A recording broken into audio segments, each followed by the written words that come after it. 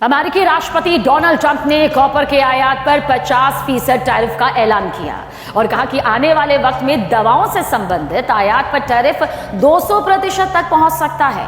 और देखिए ये नए कदम सेमीकंडक्टर, महत्वपूर्ण खनिजों और दवाओं सहित रणनीतिक क्षेत्रों को टारगेट करने वाले व्यापक, यानी कि जिसका दायरा बहुत बड़ा होता है, उस टैरिफ अभियान के हिस्से के तौर में सामने आया है। वैसे भारत के लिए कॉपर और फार्मास्यूटिकल्स दोनों मजबूत निर्यात मौजूदगी के कारण नए टैरिफ महत्वपूर्ण हैं।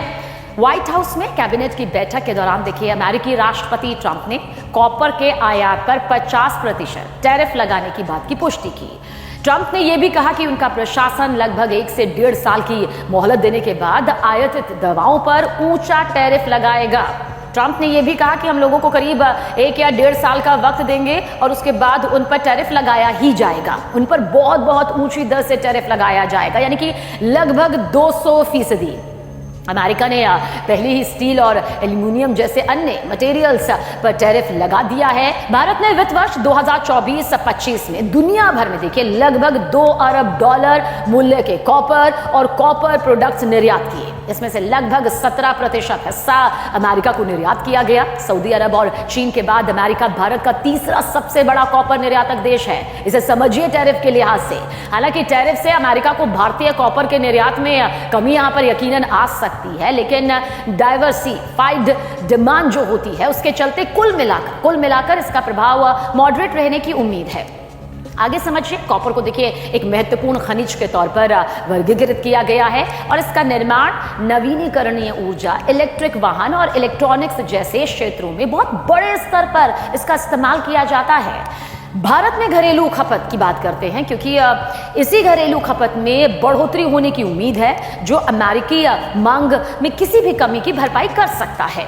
वहीं दवा क्षेत्र का जिक्र करें तो दवा क्षेत्र को संभावित तौर से ज्यादा गंभीर असर का सामना यहां पर करना पड़ रहा है।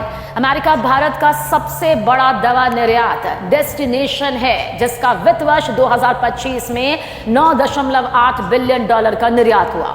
यह पिछले साल के $8.1 बिलियन से 21% ज्यादा है और यह भारत के कुल दवा निर्यात का 40% भी है। अमेरिका को भारतीय दवा निर्यात मुख्य तौर से कम लागत वाली जेनरिक दवाओं से होता है। ये उत्पाद अमेरिकी स्वास्थ्य सेवा प्रणाली में बहुत ही इंपॉर्टेंट हैं, अपनी बहुत महत्वपूर्ण भूमिका निभाते हैं, जहां जेनरिक दवाओं का इस्तेमाल 90% से ज्यादा होता है।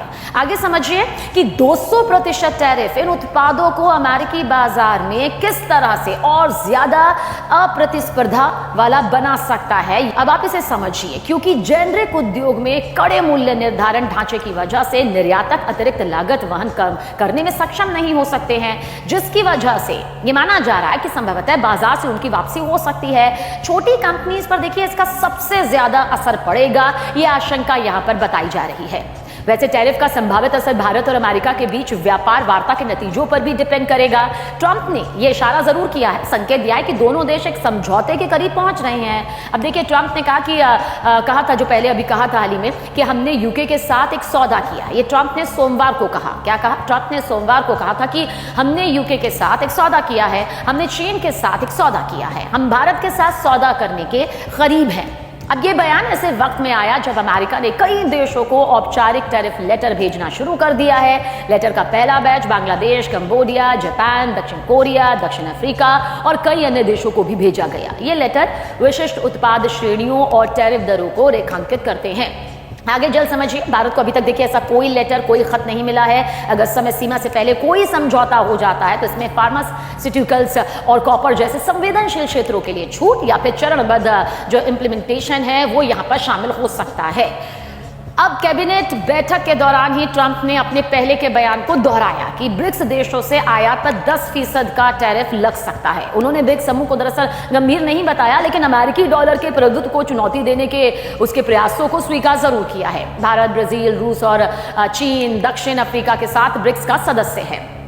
हालांकि अभी तक भारत पर ब्रिक्स से संबंधित कोई विशेष टैरिफ नहीं लगाया गया है, लेकिन व्यापक भू राजनीतिक स्थिति द्विपक्षीय फैसलों को प्रभावित यहां पर कर सकती है। कुल मिलाकर आप समझिए कि भारतीय निर्यातकों के लिए भविष्य भारत अमेरिका व्यापार वार्ता के नतीजों पर निर्भर करेगा। कॉपर के लिए प्रभाव सीमित रहने की उम्मीद है। निर्यातक सऊदी अरब और चीन जैसे मौजूदा बाजारों पर भी ध्यान केंद्रित कर सकते हैं या भारत में बढ़ती मांग को पूरा कर सकते हैं। दवा क्षेत्र में जोखिम ज्यादा गंभीर है। हालांकि बड़ी कंपनी से टैरिफ जोखिम को कम करने के लिए कुछ उत्पादन को अमेरिका में शिफ्ट करने पर विचार भी कर सकती है, लेकिन ऐसे बदलावों में जटिल नियामक प्रक्रियाएं और बड़ा पूंजी निवेश शामिल होता है। छोटे निर्यातक जो भारत में के जेनरिक उद्योग का एक बड़ा हिस्सा है, उतनी जल्द अनुकूल करने में सक्षम नहीं हो सकते, उतनी जल्दी अनुकूलन में उनके पास कुवत नहीं होती है।